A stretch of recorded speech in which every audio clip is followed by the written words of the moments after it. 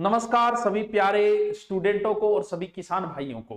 किसान भाइयों के लिए वीडियो अति आवश्यक है और हम सब किसान वर्ग से हैं जुड़े हुए हैं, तो ये वीडियो आपके लिए भी बड़ा आवश्यक वीडियो है और इस वीडियो को ज्यादा से ज्यादा किसानों तक पहुंचाएं ताकि फायदा, मैंने कहा नहीं कभी शेयर करने, इस वीडियो के लिए आपको कह रहा हूं क्योंकि जरूरी वीडियो है ये। थोड़ा सा ये वर्तमान में हम पशुओं बगैर हम हमारी कल्पना नहीं कर सकते। हमारी दैनिक आवश्यकता दूध दही छाछ सब पशुओं से मिल रही है और वर्तमान में पशुओं के अंदर बहुत भयंकर रोग फैला हुआ है और उस रोग का नाम है लंबी स्किन डिजीज रोग। हो सकता है आपने नाम सुना होगा। यह लंबी स्किन डिजीज रोग जो कि एक वायरस रोग है, कैम्प्रीपोक्सी या फिर जिसे कहते हैं नितलिंग वायरस, नितलिंग या कैम्प्रोपोक्सी वायरस।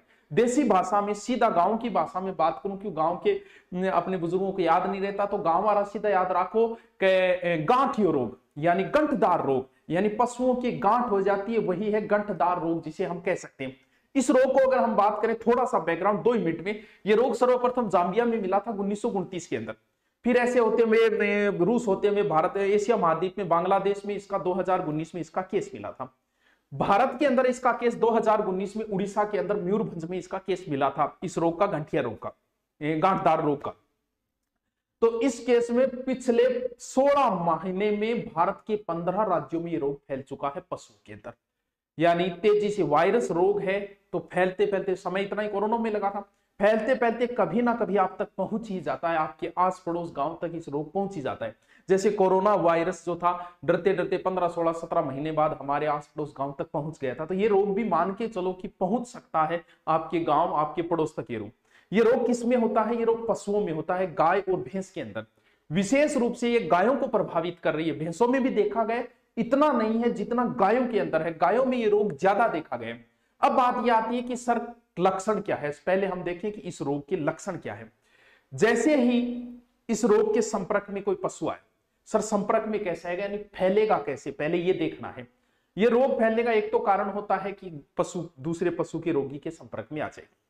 दूसरा, ये आने के बाद मच्छर है, मक्खी है, इनकी वजह से ये रोग फैलता है। फैलने के बाद कुछ समय लगता है पशु के अंदर इसके लक्षण आने में। सबसे पहले जो लक्षण आएंगे वो गांठ बननी शुरू होगी इससे संबंधित। आज आपको पता है मुख्यमंत्री साहब ने भी इससे संबंधित पोस्ट की थी, क्या ध्यान रखना, क्या वो मैं सीधे आपको देसी भाषा में बता दूंगा। इसमें गांठ बनने शुरू होंगे और पशु के पूरे शरीर के ऊपर गांठ बनेगी, पैरों के अंदर, पूंछ के अंदर भी, माथे के अंदर भी, ऊपर जननांगों के अंदर भी, और अंदर भी बन सकती है, यानी गर्भाशय के अंदर भी, अंदर भी गांठें बन सकती है। इससे मुंह के अंदर लार टपकनी शुरू हो जाएगी, उसकी नाक के अंदर भी बन सकती है, आंखों के ऊपर भी बन सकती है, बड़ी बड़ी गांठें बननी शुरू हो जाती है। इससे तुरंत ही पशु बीमार हो जाएगा, यानी बुखार आएगी, उसके बाद में दूध देना कम कर देगा और भी बहुत सारी इफेक्ट पशु के अंदर आने शुरू हो जाते हैं। अब बात करें मृत्यु दर, तो है कम इसकी, 10% से नीचे ही है। जिस रोग होता है 10% से नीचे पशु मृत्यु दर है इसकी। दूसरी सबसे अच्छी बात यह कि ये पशुओं से मानवों में नहीं फैल रहा है। आपके अगर पशु किसी के हो गए तो डरने की जरूरत नहीं है, मानव के अंदर ये रोग नहीं फैल रहा। फिर भी हमें भी सावधानी रखनी चाहिए, लेकिन नहीं फैल रहा है, ये सबसे अच्छी बात है इस रोग की। अब हम बात करते हैं कि इस रोग की पहचान आपको बता दी, गांठें बनेगी बड़ी बड़ी, इसके बाद में वो गांठें बड़ी होगी, फिर कुछ गांठें फूट के घाव हो जाएंगे और घाव के बाद रस्सी टपकनी शुरू हो जाती है, कुछ गांठें झड़ना शुरू हो जाती हैं। अगर इम्यूनिटी अच्छी है और तो पशु धीरे धीरे सही भी हो जाता है, लेकिन पशु में बहुत सारे प्रभावित आएंगे। हो सकता है उसमें जनन क्षमता न रहे या पशु गर्भाशय गए तो गर्भपात भी पशु का हो सकता है। तो इस प्रकार के कुछ लक्षण, अल्सर भी बन सकता है। अब हम बात करें कि अगर पशु के हो गया तो हम क्या करें सर। पहली बात, वही सावधानियां रखनी पड़ेगी जो कोरोना के अंदर मानव को, क्योंकि ये एक वायरस रोग है। वायरस रोग कभी समाप्त नहीं होते। जैसे कोरोना एक वायरस रोग है, पोलियो वायरस रोग है, HIV वायरस रोग है, तो रेबीज है, ये रोग जो है वो कभी समाप्त नहीं होते। तो वायरस रोग कभी समाप्त नहीं होता, इनका कभी उपचार भी नहीं आता, इनका बचाव ही इनका उपचार होता है। जब पशु के हो जाए तो हमें डॉक्टर ट्रीटमेंट लेना है, वो डॉक्टर दवाइयां देगा, उनकी हम चर्चा न करके हम देसी इलाजों की चर्चा करेंगे इनके अंदर। जैसे ही पशु के अंदर हुआ, सबसे पहले तो पशु को क्वारंटाइन करो। यानी अगर आपके पास 10 गायें हैं, 10 भैंसे हैं या और पशु है, जिसके हो गया उस पशु को अलग किया जाए, उसका खाने पीने बर्तन सारे ही अलग रखे जाए। दूसरी बात, ये रोग मच्छरों द्वारा या मक्खियों द्वारा फैल रहा है।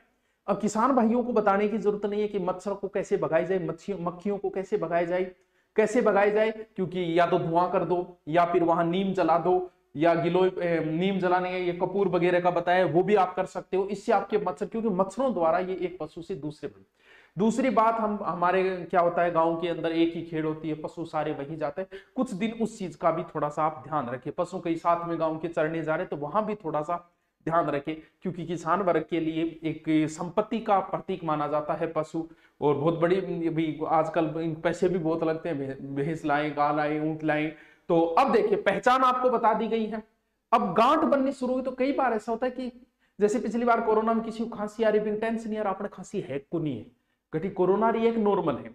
कई बार पशु में ऐसे भी गांठ हो सकती है। पहचान सीधी सी है। आपके गांव में किसी के ये हुआ और उसके बाद में किसी पशु के हो रहा है तो कंफर्म मान लेना आपके गांव में ये रोग आ चुका है पशु के अंदर। अब बचाव एक से दूसरे के हो रहा है तो मतलब कंफर्म आ चुका है। पहचान सीधी सी है। अब इसकी कोई जांच थोड़ी कराओगे। अब बात करने की इसका इलाज क्या है। किसी भी वायरस रोग का इलाज ओनली फॉर इम्यूनिटी पावर होता है। जैसे कोरोना का क्या था, इम्यूनिटी पावर। हम लोग इम्यूनिटी की चीजें खा रहे थे तो वही इम्यूनिटी पावर। अब बात है कि पशुओं की इम्यूनिटी कैसे बढ़ाई जाए। पशुओं की इम्यूनिटी पावर ही जरूरी है। पहली बात सबसे अच्छा, अगर पशु के अंदर हुआ है तो सबसे पहले क्या करना है, एक तो आप, क्योंकि ये एक त्वचा का रोग है जिसके अंदर पशु की खुजली आना, ये चीजें होगी, ये एक स्किन डिजीज रोग कह सकते हैं हम इसे। पहले अगर आपके नहीं भी आए तो भी आप ये काम कर सकते हो। क्या करना है, नीम की पत्तियां लाके और उसे पानी में उबालेंगे और उसके बाद पानी ठंडा हो जाए तो आप अपने पशु को इससे नहला सकते हो। अगर आपके पशुओं में नहीं आए तो भी ये प्रयोग कर सकते हो, ये नॉर्मल चीज होती है ये। इसके बाद पशु की इम्यूनिटी पावर कैसे बढ़ाई जाए। इम्यूनिटी पावर बढ़ाने के लिए आप पशुओं को आंवला, सूखे आंवले भी खिला सकते हो। इससे अगर आपका पशु गाभिन भी है तो भी कोई फर्क नहीं पड़ेगा, आंवलों से कोई ज्यादा साइड इफेक्ट नहीं होता। आप सूखे आंवले पीस के पशु को 25 से 50 ग्राम तक खिला सकते हो। इसके अलावा जो गिलोय होती है, गिलोय की कुछ पत्तियां लाके अपने पशु को खिला सकते हो। इससे भी पशु की क्या बढ़ेगी, इम्यूनिटी पावर आपकी बढ़ेगी। इसके बाद में जो इलाज है, देसी इलाज, ये भी बहुत अच्छा कारगर है। अब आप कहोगे कि सर आप डॉक्टर बने, मैं डॉक्टर नहीं बना, मैंने वीडियो देखे हैं, गूगल पे सर्च किया है, उसके बाद में ये चीजें बताई, क्योंकि ये देसी चीज है, इससे कोई पशु पे साइड इफेक्ट नहीं आएगा, आप कर सकते हो इसके अंदर। हाँ, कुछ जो है वो गर्भवती अगर गाभिन पशु है तो उसमें ध्यान रखना पड़ेगा, वो मैं आपको बता दूंगा कि ये सामान्य पशु में कर सकते हो, गाभिन पशु में नहीं। गिलोय वगैरह नॉर्मल चीजें आप खिला सकते हो पशुओं को। ये जैसे हम लोगों की घाव हो जाता है, इसमें क्या होता है, पशु की गांठ बनेगी, घाव होगी, तो कई बार फिटकड़ी लगाते देखा होगा, प्रत्येक नाई जो है वो कटौती फिटकड़ी लगाता है। तो करना क्या है, आपको थोड़ी आधा किलो फिटकड़ी ले लें और लगभग 20-25 लीटर पानी, यानी एक बाल्टी के बराबर पानी के अंदर उस फिटकड़ी को घोल लें। घोलने के बाद पशु को आप पूरे को नहला सकते हो, क्योंकि इससे घाव वगैरह भरने के चांस, यानी पूरे पशु को उससे क्या करा दो, स्नान। ये होने के बाद में वो नीम वगैरह तो ऐसे ही कर सकते हो। ये अगर पशु के हो गया तब आप क्या करना है, पहले तो ये प्रयोग करें आप। इसके बाद में तुरंत ही एक दूसरा प्रयोग करना है। क्या करना है, ये देने के बाद ये दूसरी खुराक दो, कारगर बताई गई है। ये क्या है, बाजरी को आटो पीस लो, महीन भी नहीं होना चाहिए, थोड़ा मोटा, पशु के खाने लायक आप पीस सकते हो। उसमें 2 बड़ी चम्मच हल्दी डाल दो। उसके बाद में उसमें देसी घी, गाय का ही घी होना चाहिए। बहुत सारे गाय के रोग तो गाय को घी देने से ही हो जाते हैं। उसमें 50 से 60 ग्राम आप घी डाल दो। फिर उसको बना लो लोथा, यानी रोटी बनाने के लिए। अगर सूखा है थोड़ा पानी भी डाल सकते हो, यानी ओसन लेवल। ओसन के 2 मोटी रोटी बनाओ। रोटी बना के भी सेको, सिर्फ एक साइड से सेकना है उस रोटी को, दोनों साइड से नहीं सेकना है। और वो आप अपने पशुओं को खिलाई। इससे इम्यूनिटी पावर बढ़ेगी पशु की और बहुत अच्छा फर्क आना भी नजर आ जाएगा। ये जो इलाज है, मैं कोई प्रमाणित नहीं है, लेकिन देसी इलाज है, कोई साइड इफेक्ट नहीं होते। मैंने गूगल वगैरह यूट्यूब पर देख के आपको ये देसी इलाज बताया, और भी आप देख सकते हो, कोई बहुत सारे आपको मिल जाएंगे। और मच्छरों को मारने की व्यवस्था तो सबसे पहले करें, जैसे भी करनी है, नीम वगैरह जला दिया करो, धुआं कर दिया करो इससे। तीसरा जो है वो बड़ा प्रयोग जो है वो भी आप कर सकते हो। ये जो तीसरा प्रयोग है वो गाभिन पशु पे नहीं किया जाए। ये क्या करना है, इसके अंदर आपको गिलोय लेनी है लगभग 50 ग्राम, ठीक है।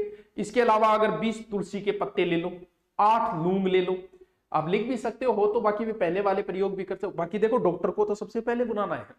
वो जो डॉक्टर आप देगा, जैसे खुजली की दे देगा डॉक्टर और वगैरह, उन चीजों में वो तो डॉक्टर के काम है, वो नाम बताने से भी क्या फायदा है। यानी थोड़ा सा आप गिलोय ले लो 50 ग्राम, इसके बाद 20 तुलसी के पत्ते मिला लो उसमें, 8 लूंग, 20 काली मिर्च और पिसेड़ी अदरक लगभग 10 ग्राम। जितनी मात्रा बताइए उतनी ही होनी चाहिए, कम ज्यादा नहीं होनी चाहिए। दोबारा देख लेना क्या क्या। फिर 1 लीटर पानी में उसे घोल लो। जब पानी उबालो 1 लीटर पानी में, जब पानी आधा लीटर बचे तब उसमें थोड़ी सी हल्दी मिला दो, ठीक है। 2 चम्मच लगभग 5 दिन तक ये भी पशु को कर सकते हो, लेकिन गाभिन पशु के अंदर ये न करें। ये एक रोग है, अगर आ जाए तो कोई ज्यादा डरने की जरूरत नहीं है। अगर अच्छा इम्यूनिटी पावर है तो पशु धीरे धीरे सही हो जाए, लेकिन पशु की बहुत बड़ा नुकसान हो जाता है, बीमार हो जाता है, कमजोर हो जाता है दूध, और बाकी मानवों में नहीं फैलता है, लेकिन ये बहुत बड़े स्तर पर फैल चुका है राजस्थान के अंदर। तो इसे थोड़ा सा ध्यान रखें, बचाव ही उपचार है। Okay, thank you. कैसा लगा आपको वीडियो ये भी जरूर बताएं, और किसान भाइयों तक इस वीडियो को भी पहुंचाएं। ओके।